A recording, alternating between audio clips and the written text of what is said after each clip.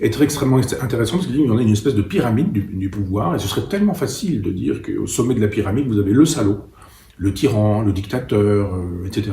Et puis à la base, on n'aurait que des victimes. Et ce que dit la Boétie, c'est que finalement, ce tyran n'existe que parce qu'il est soutenu par tous ces gens-là. C'est-à-dire que le tyran n'est pas seul responsable de sa tyrannie, ceux qui en font un tyran en sont coupables et responsables. Ce sont les premières pages de l'archipel du Goulag de Solzhenitsyn qui nous dit, bon d'accord, on peut taper sur Staline en disant ah, quel salaud, quel dictateur, etc. Mais Solzhenitsyn dit, mais s'il n'y avait pas le voisin qui rapporte un propos sur celui-ci, qui lui-même dénonce celui-là, qui fait savoir qu'effectivement on a entendu des bruits de machines à écrire et que, etc., etc., etc.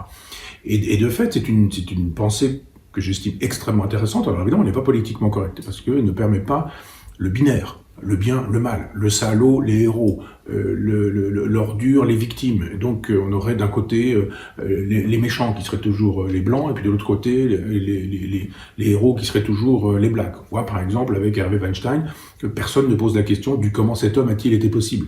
Je dis toujours qu'il faut arrêter de faire de la moraline et qu'il faut faire de la généalogie. La moraline, tout le monde en fait. Ah, ce type était un salaud, quelle pauvre victime, etc. D'accord, très bien, formidable.